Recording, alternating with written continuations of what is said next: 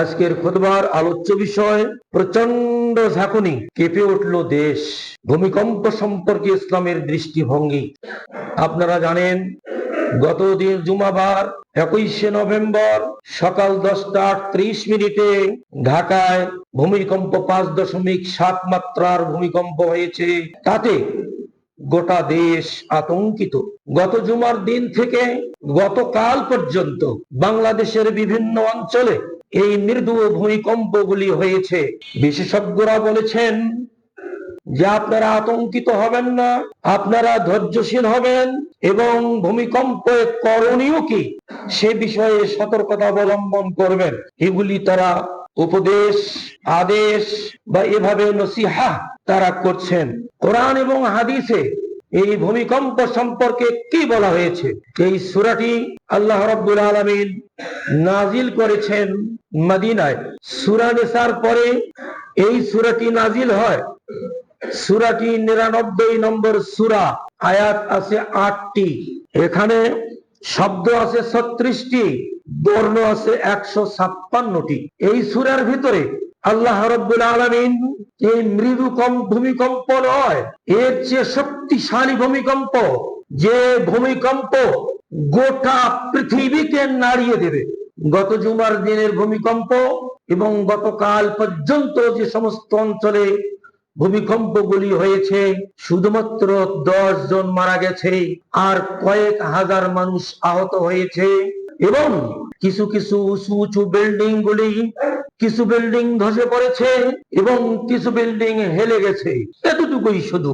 কোন কোন জায়গায় ফাটল ধরেছে, রাস্তাঘাট দেবে গেছে, এতটুকু শুধু। এটা শুধু আমাদের এই বাংলাদেশ ভূখণ্ডের কথা বলছি। আর আল্লাহ সুবহানাহু ওয়া তাআলা এই সূরায় যে ভূমিকম্পের কথা বলছেন, সে ভূমিকম্প শুধু বাংলাদেশ নয়, পৃথিবীতে 7টি বড় মহাদেশ, এই সমস্ত মহাদেশকে তছনছ করে দেবে, সে কথা আল্লাহ রাব্বুল আলামিন এই সূরায় উল্লেখ করেছেন। এই সূরার কিছু বোঝার বিষয়বস্তু সংক্ষেপে আলোচনা করছি। এই সূরাতে মোটামুটি 2টি বিষয় আলোচনা করা হয়েছে। 1 থেকে 5 নম্বর আয়াত পর্যন্ত আল্লাহ রাব্বুল আলামিন কিয়ামতের প্রাক্কালে যে ভূমিকম্প অনুষ্ঠান অনুষ্ঠিত করবেন তার ধরন তুলে ধরেছেন। আর 6 থেকে 8 নম্বর আয়াত পর্যন্ত প্রত্যেক মানুষকে তার প্রতিদান দেওয়া হবে, সে কথাগুলি আল্লাহ রাব্বুল আলামিন তুলে ধরেছেন। তাহলে আমরা জানতে পারলাম এই সূরাতে মূলত 2টি বিষয় আলোচনা করা হয়েছে। একটি বিষয়ে ভূমিকম্প অনুষ্ঠানের পদ্ধতি কেমন হবে, কি অবস্থা দাঁড়াবে, এই কথাগুলি আল্লাহ তুলে ধরেছেন। আর মানুষ যারা এই পৃথিবীতে এসে কি সৎকর্ম অসৎকর্ম করেছে তার প্রতিদান তারা পাবে। এই সূরার বৈশিষ্ট্য, আমি কয়েকটি বৈশিষ্ট্য তুলে ধরে তারপরে অনুবাদ সহ কিছু সংক্ষিপ্ত তাফসীর আপনাদের সামনে তুলে ধরবো। অতঃপর একটা প্রশ্নের উত্তর দেওয়ার সুযোগ থাকলে উত্তর দেব ইনশাআল্লাহ। ওমা তৌফিকি ইল্লা বিল্লাহ, আলাইহি তাওয়াক্কালতু ওয়া ইলাইহি উনীব।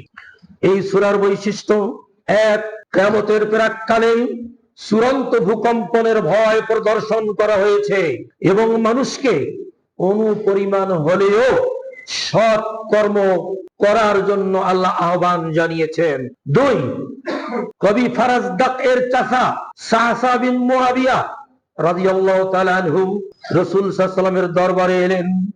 তখন রাসূল সাল্লাল্লাহু আলাইহি ওয়াসাল্লামকে তিনি বললেন, রাসূল সাল্লাল্লাহু আলাইহি ওয়াসাল্লাম তাকে বললেন সূরা জিলজাল পড়ো। তিনি সূরা জিলজাল পড়লেন। তারা তো অর্থ বুঝতে পেরেছিলেন। জিলজালের অর্থ বুঝার পর সাহসা বিন মুআবিয়া রাদিয়াল্লাহু তাআলা আনহু বলে ফেললেন, হাসবি লা উবালি আল্লাহ আসমা গায়রাহা, এই সূরাই আমার জন্য যথেষ্ট, আমি আর অন্য কিছু শুনতে চাই না। আমরা যদি এই সূরা পড়ি, আমাদের অনেকেরই মুখস্থ আছে, কিন্তু এর গুরু রহস্য কি, এর অনুবাদ সহ এর ব্যাখ্যাগুলি কি, আমরা যদি অনুধাবন করতে পারতাম তাহলে সাহসা বিন মুআবিয়ার মতো আমাদের অনুভূতি জাগ্রত হতো। কোরআনে আর কিছু না থাকলেই এই সূরাটাই আমাদের জন্য যথেষ্ট হয়ে যেত। সে কথাই সাহসা বিন মুআবিয়া রাদিয়াল্লাহু আনহু বললেন। এই হাদিসটা আহমদে সহিহ সনদে বর্ণিত হয়েছে। হাদিস নম্বর 2612। 3 নম্বর বৈশিষ্ট্য, আব্দুল্লাহ ইবনে আমর রাদিয়াল্লাহু আনহু বলেন, জনৈক ব্যক্তি একজন সাহাবী রাসূল সাল্লাল্লাহু আলাইহি ওয়াসাল্লামের দরবারে এসে বললেন, আকরিইনি ইয়া রাসূলুল্লাহ, ইয়া রাসূলুল্লাহ, আপনি আমাকে কোরআন শিখান, আপনি আমাকে কোরআন পাঠ করান। রাসূল সাল্লাল্লাহু আলাইহি সাল্লাম ওই ব্যক্তিকে বললেন, তুমি আলিফ লাম র এই সূরাগুলি তুমি তেলাওয়াত করো। সাহাবী বললেন, ইয়া রাসূলুল্লাহ, আমার বয়স বৃদ্ধি পেয়েছে, জবান মোটা হয়েছে, স্মৃতি শক্তি দুর্বল হয়ে গেছে, আমি এই সূরাগুলি পাঠ করতে অপারগ। তখন রাসূল সাল্লাল্লাহু আলাইহি সাল্লাম বললেন, তাহলে তুমি সূরা আলিফ লাম হা মিম জাতীয় এই সূরাগুলি 3টি সূরা পাঠ করো। আবারও তিনি একই কথা বললেন, আমি অপারগ। তখন রাসূল সাল্লাল্লাহু আলাইহি সাল্লাম তাকে বললেন যে তুমি মুসাব্বিহাতের 3টি সূরা পাঠ করো। সাহাবী একই উত্তর দিলেন, ইয়া রাসূলুল্লাহ, আমার বয়স বৃদ্ধির কারণে স্মরণ শক্তি কমে গেছে, আমার মুখস্থ শক্তিও নেই, যার কারণে আমার জিহ্বাও মোটা হয়ে গেছে, দুর্বল হয়ে গেছে, ভালো করে উচ্চারণ করতে পারি না। অতএব আপনি আমাকে এমন একটা সূরার কথা বলেন যে সূরাটা আমার জন্য যথেষ্ট হবে। অর্থাৎ তিনি জানতে চাইলেন সূরাতুন জামিআ, অর্থাৎ একটা পরিপূর্ণ শিক্ষামূলক সূরা আপনি আমাকে একটু শিখিয়ে দেন। তখন রাসূল সাল্লাল্লাহু আলাইহি ওয়াসাল্লাম তাকে এই সূরাটি পাঠ করে শোনালেন, ইযা যুলজিলাতিল আরদু জিলজালিহা জিলজালাহা ইলা আখিরিল আয়াত, শেষ আয়াত পর্যন্ত রাসূল পাঠ করে শোনালেন। তখন সা'সা বিন মুআবিয়া রাদিয়াল্লাহু তাআলা আনহু বললেন, ওয়াল্লাযী বা'সাকা বিল হাক্কি লা আযীদু আলাইহা আবাদা, হে নবী, ওই সত্তার শপথ করে বলছি যিনি আপনাকে সত্য দিন দিয়ে প্রেরণ করেছেন, আমি এর চেয়ে আর বেশি কিছু করব না, অর্থাৎ আমি এর চেয়ে বেশি কিছু জানার চেষ্টা করব না, কারণ এই সূরায় সবকিছুই আছে। কোন সূরা? জিলজাল। সূরা কি? জিলজাল। রাসূল সাল্লাল্লাহু আলাইহি ওয়াসাল্লামের দরবার থেকে তখন তিনি যখন চলে যাচ্ছেন, রাসূল সাল্লাল্লাহু আলাইহি ওয়াসাল্লাম দুইবার তাকে লক্ষ্য করে বললেন, আফলাহার রওয়াইজিল, আফলাহার রওয়াইজিল, লোকটি সফল কাম হলো, লোকটি সফল কাম হলো। এই কথা বললেন রাসূল সাল্লাল্লাহু আলাইহি ওয়াসাল্লাম যে এই সূরার মর্ম, ভাবার্থ, এর গুরু রহস্য এবং এই সূরার তাফসীর যে আয়ত্ত করতে পারবে, ওই লোকটি সফল কাম হবে, ওই লোকটি সফল কাম হবে, ওই লোকটি সফল কাম হবে। 4 নম্বর বৈশিষ্ট্য, আব্দুল্লাহ ইবনে আমর রাদিয়াল্লাহু আনহু বলেন, ইবনুল আস রাদিয়াল্লাহু আনহু বলেছেন, সূরা জিলজাল নাজিল হওয়ার পর আবু বকর সিদ্দিক রাদিয়াল্লাহু আনহু কাঁদতে শুরু করলেন। সূরা জিলজাল যখন নাজিল হলো, প্রথম খলিফা জলিলুল কদর সাহাবী আবু বকর রাদিয়াল্লাহু আনহু কান্না শুরু করলেন। তখন রাসূল সাল্লাল্লাহু আলাইহি ওয়াসাল্লাম বললেন, তুমি কাঁদছো, কান্না থামাও। আবু বকর বলেন, ইয়া রাসূলুল্লাহ, যত পাপ করেছি এগুলো সব জমিন সাক্ষী দেবে, সব জমিন উদ্গীরণ করে দেবে, সেদিন অবস্থা কি দাঁড়াবে, সেদিন কি মাপ পাবো? রাসূল সাল্লাল্লাহু আলাইহি ওয়াসাল্লাম আবু বকরকে বললেন, আবু বকর শোনো, লাউলা আন্নাকুম তুযনিবুন লা খালাকাল্লাহু খালকান ইউযনিবুন ওয়া ইয়াগফিরুনা লাহুম। শোনো, তোমরা যদি পাপ না করো তাহলে আল্লাহ তোমাদেরকে সরিয়ে অন্য জাতি সৃষ্টি করবেন যারা পাপ করবে, অতঃপর আল্লাহ তাদেরকে ক্ষমা করবে। অর্থাৎ আবু বকর, তুমি পাপ করেছো, নিরাশ হইও না। সান্ত্বনার বাণী শোনালেন রাসূল, কত বড় পাপ করেছো, কোনো নিরাশ না, আল্লাহ রাব্বুল আলামিন তোমাকে ক্ষমা করে দেবেন। এই হাদিসটা তাবারানীতে সহিহ সূত্রে বর্ণিত হয়েছে। 5 নম্বর বৈশিষ্ট্য, এই সূরার শেষের 2টি আয়াতকে রাসূল সাল্লাল্লাহু আলাইহি ওয়াসাল্লাম বলছেন আল আয়াতুল ফাযাতুল জামিআ। এই সূরার শেষ আয়াত দুটি, অর্থাৎ 7 এবং 8 নম্বর আয়াত দুটি একদম অনন্য, ব্যতিক্রম ধর্মী, একদম সম্পূরক, সমস্ত কিছুর সম্পূরক এই শেষ আয়াত দুটি। এই হাদিসটা আছে সহিহ মিশকাতে, মিশকাতের সহিহ সূত্রে বর্ণিত হয়েছে 1773 নম্বর হাদিস। তাহলে আমরা 5টি বৈশিষ্ট্য জানতে পারলাম এই সূরার, বিষয়বস্তু 2টি। এবার আমি অনুবাদ সহ কিছু তাফসীর আপনাদের সামনে তুলে ধরছি। আল্লাহ বলছেন, ইযা যুলজিলাতিল আরদু জিলজালাহা, যখন এই পৃথিবী চূড়ান্ত ভূকম্পনে প্রকম্পিত হবে। এটা তো সামান্য ভূমিকম্প হয়েছে, চূড়ান্ত ভূমিকম্প যখন হবে, গোটা পৃথিবী প্রকম্পিত হয়ে উঠবে, ঠাস ঠাস করে চক্করে যাবে। বড় বড় উঁচু উঁচু বিল্ডিং, বাড়ি ঘর, বালাখানা সবকিছু ভেঙে চুরমার হয়ে যাবে। তাফসীর ইবনে কাসিরে বলা হয়েছে হাররাকাতিল আরদু মিন আসলিহা, জমিন অর্থাৎ পৃথিবী তার গোড়া থেকে সম্পূর্ণরূপে ঝাঁকুনি দিবে। বিজ্ঞানীরা আবিষ্কার করেছে যে টেকটনিক প্লেট রয়েছে, প্লেটের উপর এই পৃথিবী আছে। 10 কিলোমিটার গভীরে বা 12 কিলোমিটার গভীরে এই টেকটনিক প্লেটগুলি বিভিন্ন দেশের বিভিন্ন অঞ্চলে এই প্লেটগুলি আছে। ওগুলি যখন নাড়া দেয় তখন ওই জায়গাটা প্রকম্পিত হয়। তাহলে আল্লাহ রাব্বুল আলামিন বলছেন ইযা যুলজিলাতিল আরদু জিলজালাহা, এই পৃথিবী যখন প্রচন্ড ভাবে কেঁপে উঠবে ওই সময়ের কথা তোমরা স্মরণ করো। আল্লাহ রাব্বুল আলামিন স্মরণ করতে গিয়ে সূরা হজে আমাদেরকে উদ্দেশ্য করে বলছেন ইয়া আইয়ুহান নাস ইত্তাকু রাব্বাকুম, ওহে জনগণ তোমরা তোমাদের রবকে ভয় করো। ইন্না জালজালাতাস সাআতি শাইউন আযীম, কিয়ামতের প্রাককালে যে ভূমিকম্প হবে সেটা হবে মহা ভূমিকম্প। ইয়াউমা তারাউনা তাযালু কুল্লু মুরজিআতিন আম্মা রাযাআত, সেদিন প্রত্যেক দুগ্ধ দানকারিণী মা দুগ্ধপুষ্য সন্তানকেও উপেক্ষা করবে, তাকাবে না তার দিকে। দেখেন না সেদিন সোশ্যাল মিডিয়ায় এক পিতা পুত্র সহ দোকানে গিয়েছে, ভূমিকম্পের অবস্থায় যখন নড়াচড়া করে উঠছে ওই বাপ ছেলেকেও ভুলে গেছে, আগে দৌড় বসছে বাবা। শিশু বাচ্চা বুঝতে পেরেছে কি জন্য বোধহয় হচ্ছে একটা, ও পিছে পিছে দৌড় বসছে, বাচ্চার কথা পর্যন্ত ভুলে গেছে। এই দুনিয়াতে প্রমাণ তার। আল্লাহ রাব্বুল আলামিন বলছেন দুগ্ধপুষ্য বাচ্চারা মা দুধ দান করছেন, বুকের দুধ, ওই বাচ্চাকে পর্যন্ত উপেক্ষা করবে, মানবে, দেখবে না, তার প্রতি খেয়াল রাখবে না। ওয়াতাজাউ কুল্লু যাতি হামলিন হামলাহা, করবে প্রত্যেক গর্ভবতী মা তার গর্ভকে খালাস করে ফেলে। ও তারান নাসা সুকারা, সমস্ত পৃথিবীর সমস্ত মানুষকে সেদিন তুমি দেখতে পাবে সবাই মাতাল সাদৃশ্য, মাতাল হয়ে গেছে। অথচ আল্লাহ বলছেন ওমা হুম বিসুকারা, ওরা অথচ আসলে মাতাল নয়, ওয়ালাকিন্না আযাবাল্লাহি শাদীদ, বরং আল্লাহ রাব্বুল আলামিনের আযাব হবে বড় কঠোর। তাহলে সেই ভূমিকম্পটা হবে কি বড় কঠিন ভূমিকম্প, কঠোর ভূমিকম্প, কোন আশ্রয়ের জায়গা থাকবে না। এখন তো আশ্রয় নেয়। সেদিন এক মাদ্রাসার শিক্ষক ওই দিন অবস্থান করছিল ছাত্রাবাসে, ছাত্ররা শুয়ে ঘুমাচ্ছে, বাচ্চাদেরকে দিয়ে তুলে নিয়ে তারা কোলে নিয়ে ওই বাচ্চাটাকে আগলে রাখতেছে মাদ্রাসার শিক্ষক, আবার বালিশ তার উপরে দিচ্ছে, যদি কোনো কারণে ছাদ ভেঙে পড়ে তাহলে বালিশটার উপর পড়বে, বাচ্চাগুলো বাঁচবে। দেখেন পার্থক্য, দেখেন মাদ্রাসার শিক্ষক কি একটা কাজ করে, মানুষের কাছে প্রশংসিত হয়েছেন, আল্লাহর কাছে তো বটেই, মানুষের কাছেও। আর নিজের সন্তানকে রেখে দোকান থেকে বের হয়ে পালাচ্ছিল আর এক বাবা। এটা তো হচ্ছে সামান্য দুনিয়ার শাস্তি। আল্লাহ রাব্বুল আলামিন বললেন যে যখন প্রচন্ড ভূমিকম্প আসবে তখন তোমরা ওই বিষয়টাকে খুব চিন্তা করো, ভাবনা করো। হাররাকাতিল আরদু মিন আসলিহা, পৃথিবী গোড়া থেকে যখন নড়ে উঠবে কোনো কিছু তখন ঠিক থাকবে না, সব ধ্বংস হয়ে যাবে। এটি ঘটবে কখন? ইসরাফিল আলাইহিস সালামের বাঁশিতে ফুঁক দেওয়ার ঘটনার পর। যেমন সূরা নাজিআতে আল্লাহ রাব্বুল আলামিন বলেন ইয়াউমা তারজুফুর রাজিফা তাতবাউহার রাদিফা, যেদিন ভূকম্প হবে সেদিন বাঁশিতে ফুঁক দিবে, আবার আরেকটা ভূমিকম্প হবে, তাহলে দুটা ভূমিকম্প হবে।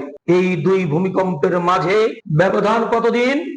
সহিহ বুখারীর হাদিসে রাসূল সাল্লাল্লাহু আলাইহি ওয়াসাল্লাম বলেছেন 40 দিন, 40 মাস, 40 বছর, এগুলি রাসূল বলেন, খালি বলছেন 40।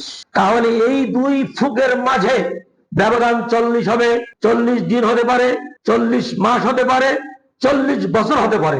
একটা ফুৎকারের পর গোটা পৃথিবী ধ্বংস হয়ে যাবে। দ্বিতীয় ফুৎকারের পর আকাশ থেকে বৃষ্টি বর্ষিত হবে, সমস্ত মৃত জীব যত কিছু আছে সবাই সজীব হয়ে যাবে। যেমন আল্লাহ রাব্বুল আলামিন বলেছেন ইয়াউমা তারজুফুর রাজিফা তাতবাউহার রাদিফা, এটা সূরা নাজিআত ৭৯ নম্বর সূরা ৬ এবং ৭ নম্বর আয়াত। ২ নম্বর আয়াতে আল্লাহ বলছেন ওয়াখরাজাতিল আরদু আসকালাহা, সেদিন জমিন তার ভূগর্ভস্থ সবকিছু উদ্গীরণ করে দেবে, বের করে দেবে, মাটির ভেতরে যা কিছু আছে সব বেরিয়ে পড়বে। আল্লাহ রাব্বুল আলামিন অনেক খনিজ পদার্থ মাটির নিচে রেখেছেন, মানুষের কাছে আস্তে আস্তে এগুলি প্রকাশ করে দিচ্ছেন, দেবেন, যাতে করে মানুষ এগুলিকে ব্যবহার করতে পারে। এই যে খনি, সোনার খনি, এগুলো আল্লাহ রাব্বুল আলামিন বের করে দেবেন, সব বের হয়ে আসবে, সোনার খনিগুলো বের হবে, বিরাট বিরাট স্তম্ভের আকারে বের হবে। এই তো কিছুদিন আগে আমাদের ঢাকায়ও ব্যাংক থেকে সোনার খনি বের হলো, আপনারা তো জানেন তো। 832 ভরি সোনার খনি আমাদের বাংলাদেশের ব্যাংক থেকে বের হয়। আল্লাহ রাব্বুল আলামিন সেদিন গোটা পৃথিবী থেকে এই ফুৎকারের মাধ্যমে কত শত কোটি কোটি ভরি স্বর্ণ আল্লাহ রাব্বুল আলামিন বের করতেন। ওয়া আখরাজাতিল আরদু আসকালাহা ওয়া নুফিখা ফীহি উখরা ফাইযা হুম কিয়ামুন ইয়ানজুরুন। দ্বিতীয় ফুৎকার যখন হবে তখন সমস্ত সৃষ্টি জীব যতগুলি মৃত্যু ছিল সবাই সজীব হবে, জীবিত হয়ে সবাই দাঁড়িয়ে তাকাতে থাকবে কোন দিকে যাব, ভীত বিহ্বল হয়ে পড়বে, কোন দিকে দৌড়াই, কোন দিকে যাই, কোন দিকে লুকাই, এমন কোন সুযোগ থাকবে না। এমনই অবস্থা দাঁড়াবে সেদিন মানুষের। ওয়াল আরদু, আল্লাহ রাব্বুল আলামিন অন্য সূরায় বলেছেন ওয়াইজাল আরদু মুদ্দাত ওয়া আলকাত মা ফিহা ওয়া তাখাল্লাত। যেমন সূরা ইনশিকাকের 4 থেকে 3 থেকে 4 নম্বর আয়াতে আল্লাহ বলছেন ওয়াইজাল আরদু মুদ্দাত, এই পৃথিবীকে আরো বর্ধিত করা হবে, বাড়ানো হবে, 7টি মহাদেশ 21টি মহাদেশে পরিণত করবেন আল্লাহ রাব্বুল আলামিন। এটা আমি বললাম, কিন্তু কত মহাদেশে তিনি পরিণত করবেন সেটা তিনি জানেন। ওয়াইজাল আরদু মুদ্দাত, জমিনকে সেদিন বাড়ানো হবে, পৃথিবীকে আরো বাড়িয়ে দেওয়া হবে, প্রশস্ত করা হবে। ওয়া আলকাত মা ফিহা ওয়া তাখাল্লাত, পৃথিবীর নিচে যা কিছু আছে সব বের করে দেবে এবং পৃথিবী খালি হয়ে যাবে, পৃথিবী আর কিছু ধরে রাখবে না। ওয়াকালাল ইনসানু মা লাহা, এই অবস্থা দেখে মানুষ বলবে পৃথিবীর হলো কি, হয়েছে কি পৃথিবীর? আজকে এইভাবে নড়াচড়া করতেছে, সবকিছু উজ্জীবন করতেছে, বের করে দিচ্ছে, সবকিছু বের হয়ে আসতেছে, কারণ কি? অর্থাৎ সেদিন যারা কাফির, মুশরিক, মুনাফিক, বেঈমান, এই শ্রেণীর মানুষেরা সেদিন ভয় পেয়ে এই কথাগুলি বলতে থাকবে ওয়াকালাল ইনসানু মা লাহা। সেদিন ওই ধরনের মানুষেরা বলবে পৃথিবীর কি হলো, মাল্লাযী হাদাসা লাহা ওয়া মা শানুহা, পৃথিবীর কি হলো, পৃথিবীর এই অবস্থা কেন? এই কথাগুলি তারা বলবে, কেননা তারা কিয়ামতকে বিশ্বাস করে নাই, সেই জন্য তারা হঠাৎ দেখে এই কথা বলবে। পক্ষান্তরে যারা মুমিন তারা কিন্তু এটাতে ভীত বিহ্বল হবে না, তারা একটু ধৈর্যশীল হবে এবং শান্তশিষ্ট ভাবে থাকবে, কেননা তারা আগেই থেকেই বিশ্বাস করত কিয়ামত হবে, সংগঠিত হবে, একটা প্রচন্ড ভূমিকম্প আসবে, তারা জানতো। সেজন্য যারা প্রকৃত মুমিন তারা এই কথাগুলি বলবে না। ইয়াউমাইযিন তুহাদ্দিসু আখবারাহা, সেদিন পৃথিবী তার সমস্ত সংবাদ পরিবেশন করবে। পৃথিবীতে যতগুলি সংবাদ আছে, যত মাধ্যম এখন সংবাদের আছে, এগুলি তো আমরা দেখতে পাচ্ছি। আরো যেগুলি মাধ্যম এখন আমরা আবিষ্কার করতে পারিনি, সবগুলি সংবাদ মাধ্যম সব পৃথিবী সেদিন প্রকাশ করে দেবে। তাফসীর ইবনে কাসিরে বর্ণনা করা হয়েছে এই আয়াতের ব্যাখ্যায়, আয় তাকবুরুল আরদু ইয়াউমাইযিন বিমা আমিলা আলাইহা মিন খায়রিন ওয়া শাররিন, এই পৃথিবীর বুকে মানুষ যে সমস্ত ভালো আমল করেছে, পৃথিবী ভালো আমলের সংবাদ দেবে। মানুষ যেগুলি খারাপ কাজ করেছে, মন্দ আমল করেছে, আত্মসাৎ করেছে, মানুষ খুন করেছে, আল্লাহ এবং রসুল সম্পর্কে কটূক্তি করেছে, যে সমস্ত কাজগুলি করেছে, এই পৃথিবী এই সংবাদগুলি দেবে। শুধু কি পৃথিবী দেবে? পৃথিবী দেবে না, বরং মানুষের প্রত্যেকটা অঙ্গ প্রত্যঙ্গ সেদিন কথা বলবে। আল্লাহ মুখকে কথা বলার সুযোগ দেবেন যেমন মানুষকে দুনিয়াতে, সেদিন আপনার কান কথা বলবে, নাক কথা বলবে, হাত কথা বলবে, পা কথা বলবে, চামড়া, গায়ের চামড়া পর্যন্ত কথা বলবে। আপনার কোনো সাক্ষীর প্রয়োজন নেই, আপনি যথেষ্ট, আমি যথেষ্ট। যেমন আল্লাহ রাসূলুল্লাহ সাল্লাল্লাহু আলাইহি ওয়াসাল্লামকে আল্লাহ রাব্বুল আলামিন বললেন ইকরা কিতাবাক কাফা বিনাফসিকা আল-ইয়াওমা আলাইকা হাসিবা, হে নবী আপনি আপনার কিতাব পাঠ করুন, আজকে আপনার জন্য আপনার এই কিতাবই যথেষ্ট। কিতাব বলতে কি বোঝানো হয়েছে এখানে? কিতাব বলতে আমলনামা বোঝানো হয়েছে। কিয়ামতের দিন আল্লাহ রাব্বুল আলামিন প্রত্যেকটা ব্যক্তিকে তার আমলনামা দেওয়া হবে, গলায় ঝুলিয়ে দেওয়া হবে, সেই আমলনামা নিজেই দেখতে পাবে। আজকের এই যে প্রযুক্তির যুগে আমরা আপনার আমার প্রত্যেকের আমলনামা দেখতে পাচ্ছি, আমলনামা দেখি দেখি দেখি দেখি দেখি বিচারও হচ্ছে, সিসিটিভির ফুটেজ দেখি আমলনামাগুলি আজকে শনাক্ত করা হচ্ছে, যারা অপরাধী তাদেরকে শনাক্ত করে বিচারের আওতায় আনা হচ্ছে। আল্লাহ রাব্বুল আলামিন সেদিন বলবেন, ইকরা কিতাবাক, ওহে মানুষ তুমি তোমার আমলনামা নিজে পড়ো, কাফা বিনাফসিকাল ইয়াওমা আলাইকা হাসিবা, আজকে তোমার এই আমলনামা, তোমার আমলনামায় তোমার হিসাবের জন্য যথেষ্ট। আল্লাহ রাব্বুল আলামিন কেন বলছেন বিআন্না রাব্বাকা আওহা লাহা, এই পৃথিবী সমস্ত কিছু উদ্গীরণ করে দিবে, কারণ আল্লাহ রাব্বুল আলামিন বলছেন, ওহে জমিন তুমি তোমার ভেতরে যা কিছু করা হয়েছে তোমার উপরে সবগুলি তুমি প্রকাশ করে দাও, সব প্রকাশ করো। আজকে আমাদের গোপন কথা, মোবাইল আলাপ, ভিডিও কল, অডিও কল ফাঁস হয়ে যাচ্ছে না? এই যে ফাঁস যেমন হচ্ছে, আল্লাহ রাব্বুল আলামিন কিয়ামতের আগে আগে আপনার সব আমল, সব কর্ম, আমার সব কর্মকে আল্লাহ রাব্বুল আলামিন ফাঁস করে দেবেন এই পৃথিবীর মাধ্যমে। ফলে কি হবে? ইয়াউমাইযিন ইয়াসদুরুন নাসু আশতাতা, মানুষ দলে দলে বিভক্ত হবে। দলে দলে বলতে আবার বিএনপি, আওয়ামী লীগ, জাতীয় পার্টি, জামাত ইসলাম, এটা বলছি নাকি? কিয়ামতের দিনের দল, গত জুমায় তো দল সম্পর্কে আলোচনা করেছি, আমি কোন দল করি জানতেন তো? হ্যাঁ, ওই দল আপনারা সবাই করবেন। আমাদের সকলেরই করা উচিত আল্লাহ রাব্বুল আলামিন আমাদের সবাইকে কোরআনের দল করার, রাসূলের দল করার, মুহাম্মদী দল করার তৌফিক দান করুন, আমিন। ইয়াসদুরু ইয়াউমাইযিন ইয়াসদুরুন নাসু আশতাতা, সেদিন মানুষ দলে দলে বিভক্ত হবে। লিয়ুরাউ আ'মালাহুম, প্রত্যেককেই তাদের আমলনামা দেখবে। আমলনামা দেখানোর জন্য পরীক্ষার হলে যখন ঢুকানো হয়, যখন ছাত্রদেরকে দেওয়া হয় এডমিট কার্ড, লাইন করে ঢুকানো হচ্ছে, এডমিট কার্ড দেওয়া হচ্ছে। এইরকম আগে যে সিস্টেম গুলি ছিল, এখন তো সিস্টেম অন্যরকম হয়ে গেছে। চলে গেল এডমিট, আপনার মোবাইলে চলে গেল, আপনি ডাউনলোড করে নিয়ে আনেন। আর আমরা যখন লেখাপড়া করেছি তখন তো এগুলো ছিল না। স্কুলে যাওয়া লাগতো, স্যাররা কি করতেন? গেটে দাঁড়াইতেন, এক এক করে ঢুকিয়ে দিতেন, এই গেলে সে এডমিট কার্ড নাও, ঢোকো ঢোকো, এইভাবে। আপনারা তো জানেন সবাই। লিয়ুরাউ আ'মালাহুম, প্রত্যেককে আমলনামা দেওয়ার জন্য আল্লাহ রাব্বুল আলামিন সবাইকে দলে দলে বিভক্ত করবেন, এবং আল্লাহ বলবেন, ইকরা কিতাবাকা কাফা বিনাফসিকাল ইয়াওমা আলাইকা হাসিবা। ৭ এবং ৮ নম্বর আয়াতে পরিশেষে আল্লাহ বললেন, ফামান ইয়ামাল মিসকালা যাররাতিন খায়রান ইয়ারা, যে ব্যক্তি অনুপরিমাণ পৃথিবীতে ভালো কাজ করেছে, সৎ কাজ করেছে, নেক কাজ করেছে, আমলে সলেহ করেছে, সেদিন ওই আমলনামে দেখতে পাবে, সিসিটিভির ফুটেজে ধরা পড়বে সব। ওয়ামান ইয়ামাল মিসকালা যাররাতিন শাররান ইয়ারা, যদি কেউ অনুপরিমাণ খারাপ কাজ করে সেটাও সেদিন ধরা পড়বে। যাররা শব্দের অর্থ হচ্ছে বিন্দু, অণু, সূক্ষ্মাতি সূক্ষ্ম বিষয়। যেমন ঘরের ফাঁক দিয়ে, টিনের চালার ফাঁক দিয়ে সূর্যের আলো প্রবেশ করলে ওই আলোক বর্তিকায় যেমন ছোট ছোট বিন্দু আকারের কি দেখা যায়, জীবাণুগুলি দেখা যায়, ওটাকে বলা হয় অণু, বিন্দু, জাররা। আরবিতে বলা হয় কি? জাররা। অনুবীক্ষণ যন্ত্র ছাড়া দেখা যায় না। কত জীবাণু ঢুকছে এই মসজিদের ভিতরে আছে, ঘুরছে, আপনার আমার নাক দিয়ে মুখ দিয়ে ঢুকছে, আমরা কিন্তু দেখতে পাচ্ছি না। অনুবীক্ষণ যন্ত্র দিয়ে যদি আপনি দেখেন, বুঝবেন যে এই মসজিদে ঢোকাও যাবে না, এত রোগ জীবাণু ঘুরছে এখানে। ওটার নাম হচ্ছে জাররা। এতটুকু পরিমাণ কেউ যদি ভালো কাজ করে আমলনামায় দেখতে পাবে, মন্দ কাজ করে সেটাও আমলনামায় দেখতে পাবে। কারণ আল্লাহ রাব্বুল আলামিন কারো উপর জুলুম করেন। যেমন আল্লাহ বলেছেন, ইন্নাল্লাহা লা ইয়াজলিমু মিসকালা যাররা, আল্লাহ কিয়ামতের দিন কারো উপর বিন্দু পরিমাণ জুলুম করবেন না।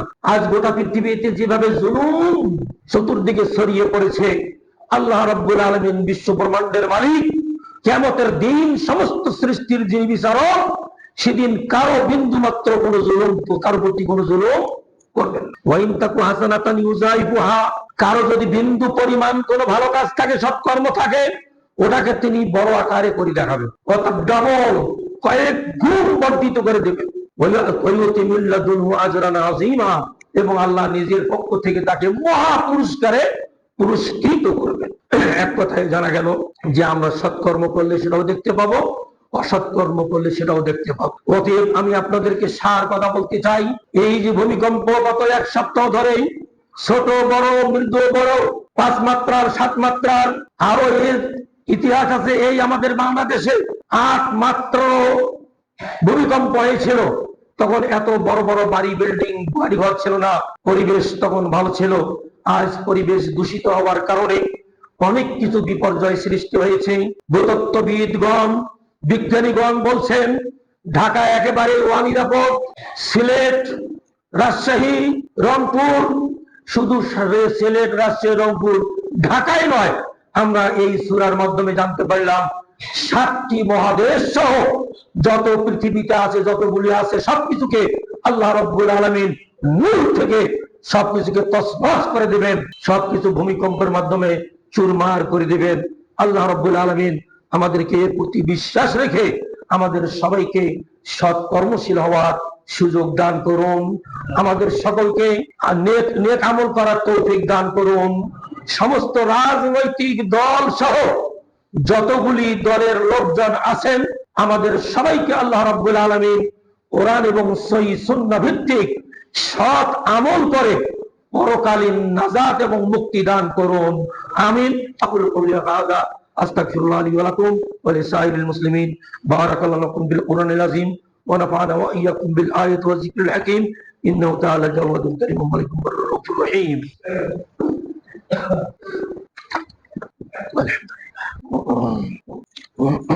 الحمد لله وحده والصلاة والسلام على نبي من لا بعد. أما بعد فقد قال الله تعالى في الكلام المجيد والفرقان الحميد: أعوذ بالله من الشيطان الرجيم.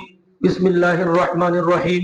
إن الله وملائكته يصلون على النبي يا أيها الذين آمنوا صلوا عليه وسلموا تسليما. اللهم صل على محمد وعلى آل محمد كما صليت على إبراهيم وعلى آل إبراهيم إنك حميد مجيد. اللهم بارك على محمد وعلى آل محمد كما باركت على إبراهيم وعلى آل إبراهيم إنك حميد مجيد. একটি প্রশ্ন, শেখ, বাউলদের উৎপত্তি কোত্থেকে? বাউলরা কি মুসলিম? তাদের আকীদা বিশ্বাস সম্পর্কে জানতে চাই। বড় প্রশ্ন, এটা উত্তর দিতে গেলে অনেক সময় লাগবে। সংক্ষিপ্ত আকারে বলছি, বাউলরা মুসলিমও নয়, হিন্দুও নয়, মসজিদেও যায় না, মন্দির গির্জায়ও যায় না। তারা তো সালাত পড়ে না। সাধনায় তাদের বিশ্বাস, গান গজলে তাদের বিশ্বাস, মাজার, আখড়া এগুলি হচ্ছে তাদের স্থান। বিবাহ শাদী তাদের মধ্যে জায়েজ নেই। তারা অবাধ মেলামেশায় বিশ্বাসী। এই ধরনের গান বাজনা দিয়ে তারা এই অবাধ যৌনাচারে লিপ্ত হচ্ছে। অতএব এটা একটা ভ্রান্ত সম্প্রদায়, না মুসলমান, না হিন্দু, না ইহুদি, না খ্রিস্টান, কোনো কিছুই নয়। সংক্ষিপ্ত আকারে বলছি, উৎপত্তি এটা ফিলিস্তিনে বহু যুগ আমলে অনেক আগ থেকে, ফিলিস্তিন থেকে এরা আবিষ্কার হয়ে আস্তে আস্তে পারস্য দেশ থেকে পাকিস্তান হয়ে ভারত উপমহাদেশে ঢুকছে এবং বাংলাদেশ, ভারত, পাকিস্তান এই উপমহাদেশে এদের সংখ্যা একটু বেশি। মধ্যপ্রাচ্যে এদের কোনো সংখ্যা নাই। আর এই বাউলরা আউল বাউল কথাই তো বলবে, ফাউল কথাই তো বাউল, এরা কথা বলবে ফাউল। আর এমন ফাউল যে কথাগুলি বলবে যেটা আল্লাহর উপর কি করে আঘাত হানে। শরীর নেই আপনারা, আমি বলতে চাইলে লজ্জা লাগে। সূরা নাস সম্পর্কে কি বলছে? অতএব যে বাউলকে গ্রেফতার করা হয়েছে, তৌহিদি মুসলমানদের আমাদের সকলের দাবি থাকবে।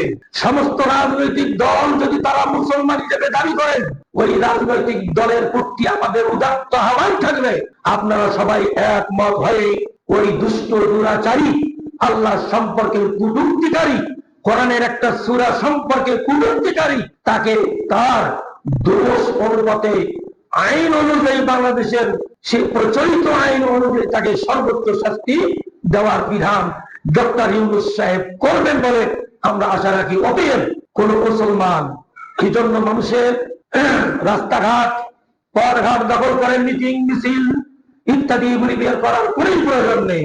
মানুষকে আপনারা সহজভাবে চলাফেরা করতে দেবেন। কোন জনমানুষের কোনো ক্ষতি হয় এমন কোন কাজ করবেন না।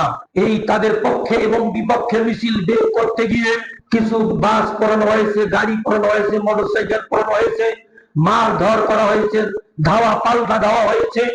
ফলে সরকার বাধ্য হয়ে অমুককে গ্রেফতারের নির্দেশ দিয়েছে। অতএব আমরা বলতে চাই, এই বাউল সম্প্রদায়, এদের ইসলামের কোন ধরনের বিন্দু মাত্র ইসলামে এদের কোনো অস্তিত্ব নেই। ইহুদি ধর্মের অস্তিত্ব নেই, খ্রিস্টান ধর্মের অস্তিত্ব নেই, হিন্দু ধর্মের কোনো অস্তিত্ব নেই। ওরা মারা গেলে আমরা মুসলমানেরা যেমন কবরস্থ করে, হিন্দুরা যেমন লাশ পোড়ায়, ওরা পোড়ায়ও না, লাশও পোড়ায়ও না, কবরস্থ করে না। ওদের মধ্যে বিবাহ শাদীও নাই। কেউ পিতৃ পরিচয়, মাতৃ পরিচয় যেতে পারে না। মাতৃ পরিচয় দিতে পারলেও পিতৃ পরিচয় ওদের কারোই নেই। অতএব এদের থেকে সাবধান। এদের পক্ষ যারা অবলম্বন করবে, যে রাজনৈতিক দল পক্ষ অবলম্বন করবে, আপনি সহজেই বুঝে নেবেন ওই রাজনৈতিক দল মুসলিম রাজনৈতিক দল নয়। আল্লাহ রাব্বুল আলামিন আমাদের দেশের সমস্ত রাজনৈতিক দলগুলিকে কোরআন এবং সুন্নাহর ব্যাপারে, আল্লাহ এবং আল্লাহর রাসূলের ব্যাপারে তথা দ্বীন ইসলামের ব্যাপারে কেউ কোনো ধরনের কটূক্তি করলে সবাইকে সংঘবদ্ধ হয়ে একতাবদ্ধ হয়ে প্রতিবাদ করার তৌফিক দান করুন। আমিন। আল্লাহু আইজিল